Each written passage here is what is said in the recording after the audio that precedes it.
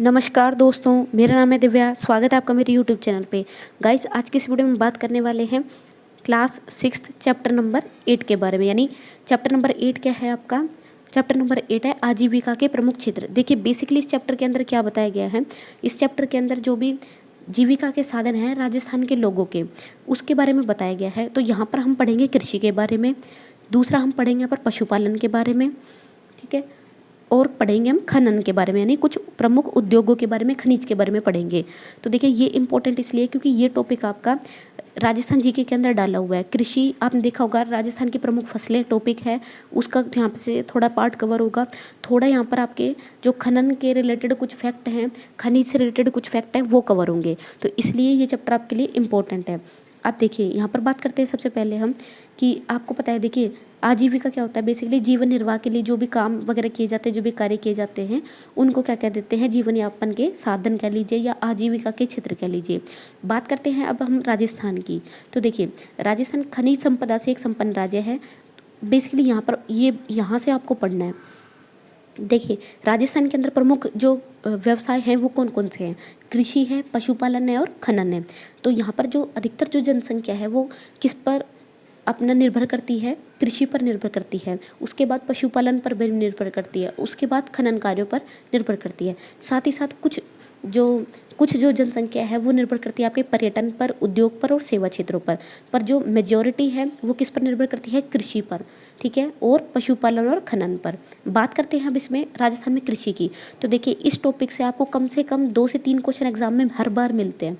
तो इस टॉपिक को बेहतरीन तरीके से आपको तैयार करना है। देखिए, राजस्थान में कृषि, राजस्थान का 60% भूभाग क्या है? मरुस्थल है। ये बात हम पहले पढ़ चुके हैं। कौन सा मरुस्थल है? थार मरुस्थल है, ठीक है, जो कि कितना % कवर करता है? पूरे राजस्थान के क्षेत्र की अगर हम बात करें, राजस्थान की भूभाग की बात करें, तो उसका 60% कौन कवर करता है? मरुस्थल कवर कर लेता है।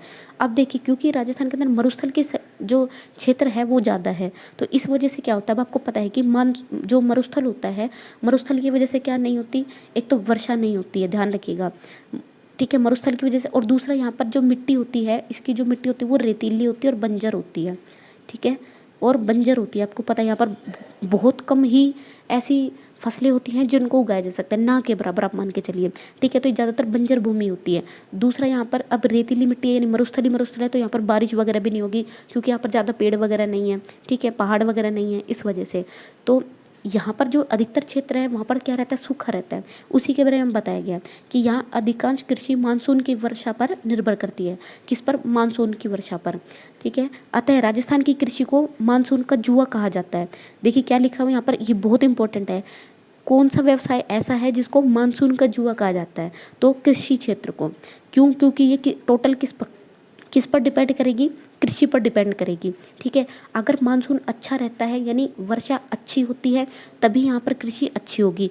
अदरवाइज़ क्या होगा कि कृषि फिर हर साल मतलब वेरी करती रहती है, कभी कम होती है, कभी ज़्यादा। और ये किस पर डिपेंड करेगा? आपके मानसून पर डिपेंड करेगा, ठीक है। बात करते हैं इसके बाद, यहाँ वर्ष भर में 3 प्रकार की फसलें होती है। ध्यान रखिएगा, बहुत बार पूछा जाता है कि कितने प्रकार की फसल होती है? 3 प्रकार की फसल होती है। कौन कौन सी? फर्स्ट है इसमें रबी की फसल, सेकेंड खरीफ की फसल और थर्ड है यहाँ पर जायद की फसल। सबसे पहले रबी की फसल, सेकंड खरीफ की फसल, थर्ड है जायद की फसल। अब देखिए, इसका एक सीक्वेंस चलता है। सीक्वेंस कैसे चलता है? जैसे सबसे पहले रबी की फसल होती है, ठीक है, रबी के बाद फिर फसल होती है किसकी? खरीफ की फसल, ठीक है। और बीच में कौन सी हो जाती है? इन दोनों के बीच में जो टाइम रहता है, यानी वर्षा का जो थोड़ा सा टाइम रहता है, वहाँ होती है जायद की फसल, ध्यान रखिएगा, ठीक है। और जायद की फसल कैसी होती है? जिसमें कि जो आपने देखा होगा, जो सलाद वगैरह होती है, जैसे तरबूज हो गया, खरबूजा हो गया, यानी कि जो थोड़े बहुत फल वगैरह होते हैं, उस तरह की जो फसल होती है वो जायद के अंदर आती है। तो मेनली जो आपको याद रखना है, रबी और खरीफ की फसल, यहाँ से बहुत ज़्यादा क्वेश्चन पूछे जाते हैं। बात करते हैं सबसे पहले रबी की फसल की। रबी की फसल की बुआई सर्दी प्रारंभ होने पर की जाती है। कब? सर्दी स्टार्ट होने पर। और गर्मी प्रारंभ होने पर अप्रैल और मार्च में कटाई कर दी जाती है। ध्यान रखिएगा, रबी की फसल कब से शुरू होगी? जब सर्दी शुरू होती है, ठीक है, यानी आप मान सकते हैं नवंबर के आसपास। तो सर्दी जब शुरू होती है तब ये बुआई की जाती है, यानी इसकी खेती की जाती है, या कह सकते हैं इसकी कृषि की जाती है। और कब इसको काटा जाता है इस फसल को? तो गर्मी के स्टार्टिंग में, यानी मार्च अप्रैल में, ध्यान रखिएगा, मार्च या अप्रैल में काट लिया जाता है। तो नवंबर के आसपास इनकी खेती की जाती है और मार्च के आसपास, मार्च अप्रैल में इसको काट लिया जाता है। तो ये है आपकी रबी की फसल। ठीक है, आपको ध्यान रखना है इसमें जो आपका समय है वो बहुत पूछा जाता है, भाई कौन सी फसल है जो सर्दी में बोई जाती है या कौन सी फसल है जो गर्मी में बोई जाती है, इस तरह से। सेकंड, इसमें आपका जो एग्जाम्पल है वो एज इट इज़ मिलेगा। जैसे इसके क्या क्या एग्जाम्पल है, गेहूँ हो गया, जौ हो गया, चावल हो गया, चना हो गया, सरसों। ठीक है, ये फसलें कुछ ऐसी हैं जो कि रबी की फसल के अंतर्गत आती है। ठीक है, इनको कब बोया जाएगा, सर्दी में, और कब काटा जाएगा, गर्मी में। ठीक है, बात करते हैं अब इसके बाद खरीफ की फसल। देखिए खरीफ की फसल जो होती है वो वर्षा ऋतु के समय बोई जाती है। वर्षा ऋतु मतलब आप क्या मान सकते हैं, अब जैसे इसको आपने काट लिया कब, मार्च और अप्रैल में।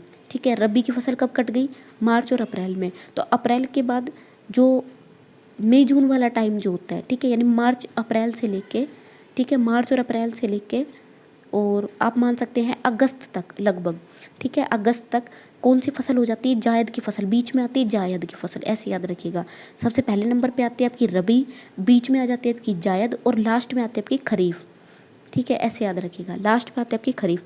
खरीफ कैसे, अब खरीफ कब स्टार्ट होती है, जब वर्षा ऋतु की शुरुआत में। वर्षा ऋतु की शुरुआत मान लीजिए आप अगस्त के आसपास, ठीक है, या आप मान सकते हैं जुलाई एंड में। ठीक है, वहाँ से शुरू होती है। और शीत ऋतु यानी कि जब सर्दी शुरू होती है, मतलब अक्टूबर नवंबर के आसपास, तब तक ये फसल बोई जाती है, कौन सी, खरीफ की फसल। ठीक है, बात करते हैं तो इसमें प्रमुख फसलें होती है ज्वार, बाजरा, मूंग, कपास और गन्ना, मूंगफली और तिल। ये आपको एज इट इज रखने पड़ेंगे। बात करते हैं बीच में अब इसकी जायद की फसल। अब मैंने जैसे आपको बताया जायद की फसल कहाँ हुई, मार्च अप्रैल से लेकर जून जुलाई तक। ठीक है, सबसे कम टाइम के लिए यही होती है, मार्च अप्रैल से लेकर जून जुलाई हो गई। ठीक है, कौन सी हो गई, जायद की फसल। ठीक है, अब इसके अंदर क्या क्या होते हैं, जैसे खरबूज हो गया, तरबूजा हो गया, ठीक है, ककड़ी वगैरह की फसल हो गई, ये होती है जायद की फसल।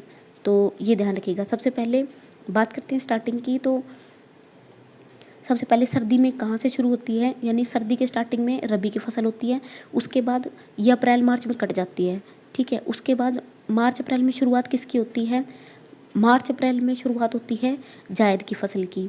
तो पहले नंबर पे रबी, फिर हो गई जायद, और फिर जैसे ही मार्च अप्रैल के बाद ये जुलाई तक कट जाती है। ठीक है, जुलाई तक। अब जुलाई के बाद बारिश का जो मौसम आता है, यानी कि आप मान लीजिए जुलाई एंड या फिर अगस्त के शुरुआत में, यहाँ पर उगाई जाती है आपकी खरीफ की फसल, और इसको काटा जाता है वही अक्टूबर के आसपास। तो ये है भाई, ये सीक्वेंस चलता है, ये ध्यान रखिएगा। बात करते हैं राजस्थान में कृषि के पिछड़ेपन के कारण की। अब देखिए प्राकृतिक कारण, तीन तरह के कारण है। एक प्राकृतिक कारण, अब देखिए प्राकृतिक कारण क्या हो गया, जैसे प्रकृति यानी भाई सूखा है, रेतीला ज़्यादा है, बंजर भूमि है, मिट्टी का कटाव बहुत होता है। इस वजह से क्या होता है कि कृषि जो है कम है, क्योंकि मैंने आपको बताया 60% भाग पर तो क्या है, मरुस्थल, जिसकी वजह से सब बंजर है, सूखा है। ठीक है, तो ये तो प्राकृतिक कारण हो गया जिसकी वजह से कृषि जो है कम है, पिछड़ापन है।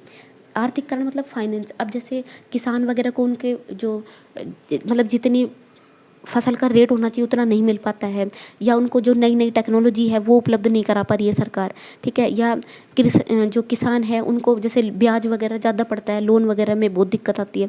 ये कुछ कारण ऐसे हैं अभी भी, तो जिसकी वजह से क्या है कि जो किसान है वो ज़्यादातर मतलब कृषि व्यवसाय को ज़्यादा डेवलप नहीं कर पा रही है। ठीक है, ये इसका आर्थिक कारण हो गया। थर्ड बात करते हैं संगठनात्मक कारण। अब देखिए संगठनात्मक का मतलब क्या है, जो नीतिगत कमजोरियां, यानी जो पॉलिसीज़ बनाई जा रही है किसानों के लिए, वो अभी इतनी इफेक्टफुल या फ्रूटफुल नहीं है, आप कह सकते हैं। ठीक है, जो पॉलिसीज़ हैं वो सही नहीं है, तो जिस वजह से क्या ये संगठनात्मक कार्य होगा। तो ये कुछ कारण थे कृषि के पिछड़ेपन के। राजस्थान में कृषि की विशेषताएं देखिए, सबसे पहले अब यहाँ से आपके जो फैक्ट है वो पूछे जाएंगे एज इट इज़, ध्यान रखिएगा। फर्स्ट फैक्ट है यहाँ पर, देश में सर्वाधिक बाजरा, सरसों, ग्वार का उत्पादन राजस्थान में होता है। देखिए अब कई बार पूछा जाता है कि राजस्थान निम्नलिखित में से, जैसे ऑप्शन दे दिए जाएंगे 4, और पूछा जाएगा कि राजस्थान इनमें से किसके उत्पादन में प्रथम नंबर पर है, तो वहाँ पर ध्यान रखिएगा बाजरा में, सरसों में और ग्वार में फर्स्ट नंबर पर आता है। ठीक है, पूरे देश के अंदर राजस्थान सबसे ज़्यादा उत्पादन किसका करता है, बाजरे में नंबर 1 है, सरसों के उत्पादन में नंबर 1 है, और ग्वार में नंबर 1 है। सेकंड बात करता है अब किस में सेकंड नंबर पे है, तो जौ और चना के अंदर, जौ और चना के उत्पादन में राजस्थान जो है सेकंड नंबर पर है। फर्स्ट नंबर पर कौन है, यूपी।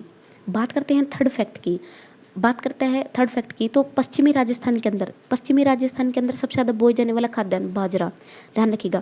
क्योंकि पश्चिमी राजस्थान कैसा एक सूखा इलाका है, आप मान लीजिए, तो वहाँ पर किसका उत्पादन है, बाजरे का उत्पादन होता है सबसे ज़्यादा, तो ये ध्यान रखिएगा। और कौन सा राजस्थान के अंदर कौन सा खाद्यान्न है जो पश्चिमी राजस्थान में उगाया जाता है, तो बाजरा। ठीक है, बात करते हैं दक्षिणी राजस्थान की, तो दक्षिणी राजस्थान के अंदर होता है मक्का की खेती सबसे ज़्यादा, ध्यान रखिएगा। कई बार एज इट इज़ पूछता है ये, जैसे पश्चिमी राजस्थान में क्या उगाया जाता है, या दक्षिणी राजस्थान में ज़्यादातर किसका उत्पादन है, इस तरह से। नेक्स्ट इसमें राजस्थान के अंदर जो श्री गंगानगर जिला है वो गेहूं उत्पादन में प्रथम नंबर पर है, ध्यान रखिएगा। गेहूं उत्पादन में नंबर 1 पर कौन है? श्री गंगानगर, ठीक है, राजस्थान के अंदर। बात करते हैं नेक्स्ट, पश्चिमी राजस्थान में इंदिरा गांधी नहर से करीब 17.5 लाख हेक्टेयर सिंचाई की सुविधा का विकास हुआ है। देखिए कितना, पश्चिमी राजस्थान में किसकी वजह से, अगर जैसे पश्चिमी राजस्थान में वैसे तो सूखा वगैरह ही रहता है, अब जो कृषि हो रही है थोड़ी बहुत, उसमें कितना क्षेत्र है? तो 17.5 लाख हेक्टेयर क्षेत्र है जिस पर सिंचाई की जाती है, ठीक है। राजस्थान, जो पश्चिमी राजस्थान है उसमें 17.5 लाख, ये डाटा है जीटी याद रखना पड़ेगा। 17.5 लाख हेक्टेयर क्षेत्र ऐसा है जहाँ पर कृषि की जाती है, सिंचाई की जाती है। और किसके द्वारा पॉसिबल हो पा रहा है? कौन सी नहर से सिंचाई होती है? तो इंदिरा गांधी नहर से सिंचाई होती है, ध्यान रखिएगा। बात करते हैं नेक्स्ट क्वेश्चन की, सिर्फ 35% फसली क्षेत्र में सिंचाई होती है, कितना? टोटल 35%, ध्यान रखिएगा, टोटल 35% में ही सिंचाई होती है। और इस 35% में भी फिर जो 66% है, 66% जो फसल है या सिंचाई है वो किसके द्वारा होती है? कुएं और ट्यूबवेल से, कुएं और ट्यूबवेल से, ध्यान रखिएगा। 66% जो सिंचाई होती है, देखिए टोटल फसल की ही सिंचाई, फसली क्षेत्र कितना है? 35%। दूसरा, अब इस 35% में जो अब बात कर रहा है कि कहाँ से सिंचाई हो पाती है, तो जो कुएं और ट्यूबवेल से सिंचाई होती है 66% क्षेत्र में, और 33% क्षेत्र में होती है सिंचाई नहर से, ध्यान रखिएगा, ठीक है। 66% होती है कुएं और ट्यूबवेल से, कुएं और ट्यूबवेल से, और 33% होती है आपकी नहर से, और बाकी जो 1% बच जाता है उसमें तालाब के द्वारा सिंचाई होती है, तालाब के जल से। तो ये डाटा कई बार पूछ लिया जाता है, तो यहाँ से 6 से 7 डाटा आपने पढ़े हैं और 7 के 7 इंपॉर्टेंट है, तो इनको आप वन लाइनर की तरह याद कर लीजिए, जरूर आएंगे एग्जाम में। बात करते हैं नेक्स्ट, अब बात करें राजस्थान में पशुपालन की। तो देखिए कृषि हमने पढ़ लिया, फसलें पढ़ ली, रबी, खरीफ और जायद की फसल पढ़ी हमने। उसके बाद कृषि का पिछड़ेपन का कारण पढ़ा है, और कृषि की क्या विशेषताएं रही है, कहाँ कहाँ नंबर 1 है राजस्थान, वो पढ़ा है। बात करते हैं इसके बाद राजस्थान में पशुपालन की। अब देखिए, राज्य के मरुस्थलीय और पर्वतीय क्षेत्र में कम वर्षा और कठिन भौगोलिक क्षेत्र परिस्थितियों के कारण पशुपालन ही जीविका का सहज साधन है। किसकी बात कर रहा है? मरुस्थल के अंदर। अब देखिए मरुस्थल में आपको पता है सिंचाई वगैरह तो है ही नहीं मरुस्थल की तरफ, ठीक है, क्योंकि वर्षा वगैरह हो नहीं रही है उधर, तो सूखा ही सूखा है, रेतीली बंजर भूमि है। तो वहाँ पर क्या है, वहाँ पर किस तरह से आजीविका रहती है? मरुस्थल की वजह, जो पशुपालन की वजह से रहती है, ठीक है, यानी पशुओं को पालते हैं, उनके द्वारा ही ये अपना जीवन यापन करते हैं। तो बात करते हैं इससे नेक्स्ट, इन क्षेत्रों में कृषि के अवसर तो सीमित है ही, औद्योगिक रोजगार के अवसर भी नहीं है। आपको पता है इंडस्ट्रीज़ वगैरह पश्चिमी क्षेत्र में इंडस्ट्रीज़ ना के बराबर है ही नहीं लगभग। नेक्स्ट है, ऐसी स्थिति में ग्रामीण लोगों को पशुपालन से रोजगार के साथ साथ आवश्यकताओं की कई वस्तुएं प्राप्त हो जाती हैं। पशुपालन की दृष्टि, आप देखिए यहाँ पर इंपॉर्टेंट फैक्ट है जो आपको पढ़ना है। पशुपालन की दृष्टि से राजस्थान का देश में दूसरा स्थान है, पूरे देश में, ध्यान रखिएगा, पूरे भारत के अंदर, ठीक है। पशुपालन में राजस्थान कौन से नंबर पर है? दूसरे नंबर पर है, सेकंड नंबर पर है। राजस्थान में भारत का लगभग 11.27%। अब ये पूछा जा सकता है, बहुत इंपॉर्टेंट है। पशुपालन की बात कर रहा है तो पूरे जो देश के अंदर है, राजस्थान कौन से नंबर पर आता है पशुपालन में? सेकंड नंबर पर। डाटा की बात करता है तो कितना पशुधन है यहाँ पर? भारत का, पूरे भारत का 11.27% जो पशुपालन है वो यहाँ पर ही किया जाता है। कितना? 11.27%। बात करते हैं नेक्स्ट, मरुस्थल और पर्वतीय क्षेत्र के अलावा संपूर्ण राजस्थान में अधिकतर किसान खेती के साथ साथ पशुपालन भी करते हैं, ध्यान रखिएगा। तो ये था राजस्थान में पशुपालन का डाटा, मैंने आपको बता दिया कि जो पशुपालन ज़्यादातर कहाँ पर है। देखिए मेजोरिटी में कहाँ पर है, तो जो पश्चिमी राजस्थान है वहाँ पर है। क्यों? क्योंकि वहाँ पर सिंचाई वगैरह की नहीं जा सकती, कृषि वगैरह पॉसिबल नहीं है, इसलिए वहाँ पर ज़्यादातर लोग जो है वो पशुपालन करते हैं। दूसरा, इसीलिए पशुपालन में कौन से नंबर पर है? राजस्थान सेकंड नंबर पर आता है पशुपालन के अंदर, ठीक है। उसके बाद अब टोटल की बात करें तो 11.27% पशुधन है राजस्थान के अंदर पूरे देश का।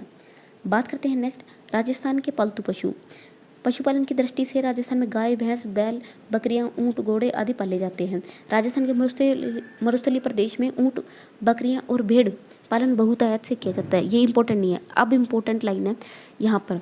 राजस्थान की 20वीं पशु गणना यानी 2019 के डाटा की बात कर रहा है, और ये कौन सी थी? ये पशुगणना 2019 में जो पशुगणना की गई थी वो 20वीं पशुगणना थी, ध्यान रखिएगा, कई बार पूछ लिया जाता है। ये 20वीं पशुगणना थी जो 2019 में की गई थी। आप ऐसे भी याद रख सकते हैं 2020 से एक कम, ठीक है, 19 और 20। तो 2019 में इसको ऐसे याद कर सकते हैं 19 और 20, यानी 2019 में कौन सी पशु गणना हुई थी, 20वीं पशु गणना हुई थी, ऐसे याद रख सकते हैं 19-20। ठीक है, बात करते हैं नेक्स्ट। तो इस आंकड़े के अनुसार ऊंट और गधों की संख्या में चिंताजनक कमी हुई है। ठीक है, मतलब कमी आई है किसमें, ऊंट और गधों में। भेड़ बकरियों की संख्या में भी कमी आई है, गाय और भैंस की संख्या में भी थोड़ी वृद्धि हुई है। राजस्थान में मुर्गी पालन यानी पोल्ट्री फार्मिंग, ध्यान रखिएगा, मुर्गी पालन मतलब पोल्ट्री फार्मिंग का व्यवसाय भी तेजी से बढ़ रहा है। ठीक है, किसका व्यवसाय बढ़ रहा है, मुर्गी पालन का यानी पोल्ट्री फार्मिंग का। ठीक है, तो ये आंकड़े की बात कर रहा है, तो इनकी वजह से कुछ जो पशुधन है उसमें कमी आई है। नेक्स्ट है इसमें पशुपालन से लाभ क्या है। तो देखिए, एक तो ग्रामीण जो लोग हैं उनको रोजगार मिल जाता है, क्योंकि उद्योग वगैरह नहीं है तो जो पशुपालन से काम चला लेते हैं। दूसरा, पौष्टिक आहार मिलता है, घी, मक्खन, छाछ वगैरह। ठीक है, डेयरी, ऊन, चमड़ा, चारा, ये सब क्या है, इनसे इनका निर्यात करके भी क्या हो जाता है, यहाँ के लोगों को लाभ हो जाता है। ठीक है, तो ये कुछ इंपॉर्टेंट इसमें है नहीं।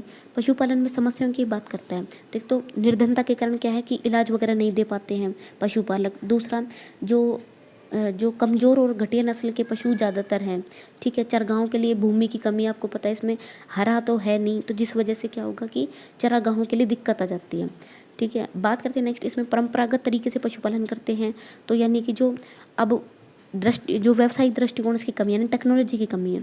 ठीक है, और सूखे अकाल वकाल पड़ता है तो उससे भी पशुधन के अंदर कमी आ जाती है। ये कुछ समस्याएं हैं, बाकी जो इंपॉर्टेंट है वो मैंने आपको बता दी, डाटा आपको याद रखना है।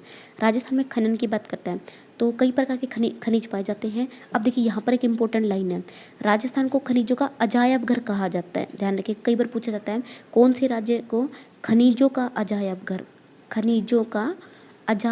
कहा जाता है। अजायब घर किसको कहा जाता है, राजस्थान को।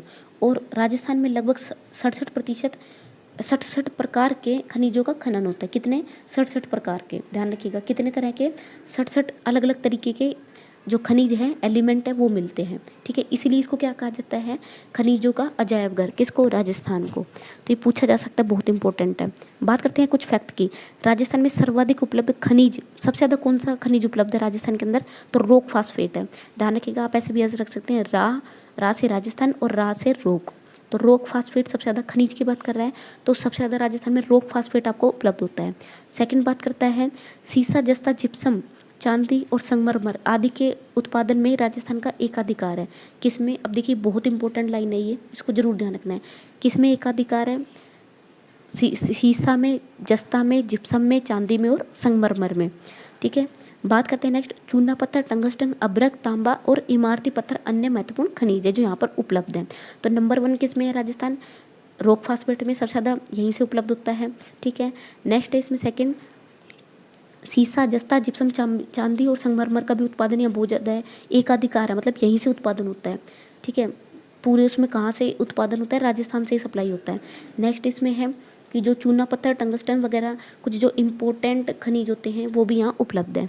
अब देखिए, यहाँ पर लिखा हुआ है राजस्थान में खनिजों की उपलब्धता को देखते हुए खनिज आधारित नए उद्योगों की स्थापना करने के अवसर हैं। यही कारण है कि राज्य सरकार प्रदेश में खनिज उद्योगों को स्थापना, ये कुछ नहीं, प्रोत्साहन वगैरह दे रही है, ये सब बता रहा है। तो अवैध बजरी खनन से पर्यावरण प्रदूषण की समस्या बढ़ रही है। ठीक है, अरावली पर्वतमाला की कई पहाड़ियाँ पूरी तरह से गायब हो चुकी, किसकी वजह से, खनन की वजह से, अवैध खनन की वजह से। जो अरावली हिल्स है, अरावली पर्वतमाला है, उसकी कई पहाड़े मतलब खनन कर करके उसका ख़त्म कर दिया है उसको, जिससे कि प्रदूषण भी बढ़ रहा है। तो कुछ जो फैक्ट थे ये मैंने आपको बता दी, 4 फैक्ट आपको जरूर ध्यान रखने हैं। खनिज के अंदर राजस्थान को खनिजों का अजायब घर कहा जाता है, क्योंकि यहाँ पर कितने प्रकार के हैं, 67 प्रकार के खनिज मिलते हैं। ठीक है, सेकंड, इसके अंदर सबसे ज़्यादा खनिज कौन सा उपलब्ध है राजस्थान में, रॉक फॉस्फेट। और जो पूरे देश के अंदर राजस्थान का कुछ चीज़ों पे एकाधिकार है, मतलब सबसे ज़्यादा यहीं से बनता है, यहीं से पैदा, यहीं से सप्लाई हो रहा है। कहाँ पर, सीसा हो गया, ठीक है, सीसा हो गया, जस्ता हो गया, जिप्सम हो गया, चांदी और संगमरमर, वो यहीं से सब आगे अब सप्लाई होता है। आजीविका क्या होता है, यानी रोजगार, जीवन निर्वाह हेतु किया जाने वाला कार्य, आजीविका हो गया। अतिवृष्टि का मतलब होता है बहुत ज़्यादा वर्षा होना। ठीक है, निर्यात होता है देश से माल बाहर अन्य देशों को भेजना। ठीक है, आयात होता है मंगवाना।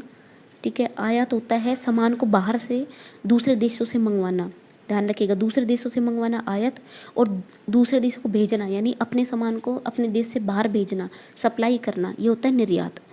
बात करते हैं नेक्स्ट क्वेश्चन की, रबी की फसल की प्रमुख फसल कौन सी है, रबी की जो फसल है उसके बारे में बात कर रहा है।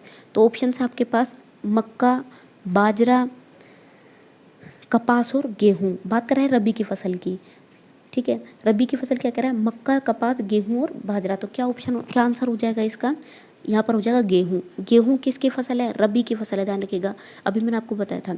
नेक्स्ट है इसमें मरुस्थलीय राजस्थान में सबसे ज़्यादा बोया जाने वाला। अब मरुस्थलीय राजस्थान का मतलब क्या होगा, जो पश्चिमी राजस्थान की बात कर रहा है। पश्चिमी राजस्थान में कौन सा खाद्यान्न बोया जाता है, मैंने आपको बता रखा है, अभी बताया था, कौन सा, बाजरा, ठीक है। बात करते हैं नेक्स्ट, खरीफ की फसल डैश ऋतु में बोई जाती, डैश ऋतु के प्रारंभ में बोई जाती है। किसकी बात कर रहा है, खरीफ की। तो खरीफ जो है वो वर्षा ऋतु की शुरुआत में बोई जाती है, ध्यान रखिएगा, वर्षा ऋतु की शुरुआत में, ठीक है, वर्षा ऋतु की शुरुआत में बोई जाती है। और जो शीत ऋतु है यानी अक्टूबर नवंबर के आसपास काट ली जाती है। बात करते हैं नेक्स्ट, 20वीं पशुगणना के अनुसार राजस्थान में डैश और डैश पशु की संख्या में चिंताजनक गिरावट हुई है। कौन सी, 20वीं पशुगणना कब हुई थी, ध्यान रखिएगा, 20वीं पशुगणना कब हुई राजस्थान में, 2019 में, अभी बताता हूँ 19-20। तो इसमें क्या है कि राजस्थान में किसकी कमी हुई है, कौन से पशुओं की कमी हुई है। तो देखिए कौन से पशुओं की कमी हुई है, तो एक बताया था मैंने ऊँट और एक बताया था मैंने गधे। ऊँट और गधे के अंदर ज़्यादा कमी हुई है, ठीक है। तो ये कुछ क्वेश्चंस थे आपके। तो यहाँ पर ये टॉपिक मैंने आपको कंप्लीट करा दिया है। यहाँ पर कुछ हमने कृषि की जो फसलें हैं वो आपको जरूर ध्यान रखनी है, डाटा बताया वो जरूर ध्यान रखना है, ठीक है। कृषि उत्पादन में कौन कौन से क्षेत्र में नंबर 1 है राजस्थान, वो जरूर ध्यान रखना है। पशुपालन में कौन कौन से क्षेत्र नंबर 1 है वो ध्यान रखना है। और खनन के अंदर या प्रमुख जो खनिज हैं वो कौन कौन से, वो ध्यान रखना है। तो ये फैक्ट आपके एज इट इज़ एग्जाम में मिलेंगे आपको। तो गाइज ये चैप्टर यहाँ कंप्लीट होता है। आई होप आपको ये वीडियो पसंद आई होगी। वीडियो पसंद आई तो प्लीज़ लाइक करें, शेयर करें, चैनल को सब्सक्राइब करें। साथ ही साथ राजस्थान जी के नाम से प्लेलिस्ट मिल जाएगी वीडियो के डिस्क्रिप्शन में, उसको जरूर चेकआउट करें। और हम डेली टॉपिक वाइज जैसे जैसे हम टॉपिक कवर करते जा रहे हैं थ्योरी, साथ साथ हम क्या करते जा रहे हैं, जो प्रीवियस ईयर पेपर है तो आप उन प्रीवियस ईयर क्वेश्चंस को जरूर करें, क्योंकि आरपीएससी का हो, चाहे कांस्टेबल हो, चाहे आरएसएमएस भी, कोई भी एग्जाम हो, चाहे 3rd ग्रेड 2nd ग्रेड, सब में वहीं से क्वेश्चन सेम टू सेम आपको दोबारा से रिपीट मिलेंगे। तो सबसे बेस्ट है कि आप वहाँ से प्रैक्टिस करें। सो आप उन वीडियोज़ को ज़रूर चेकआउट करें। इसी वीडियो के डिस्क्रिप्शन में आपको लिंक मिल जाएगा, तो आप वहाँ से ज़रूर चेकआउट करें वीडियोज़ को। So thank you so much, bye bye.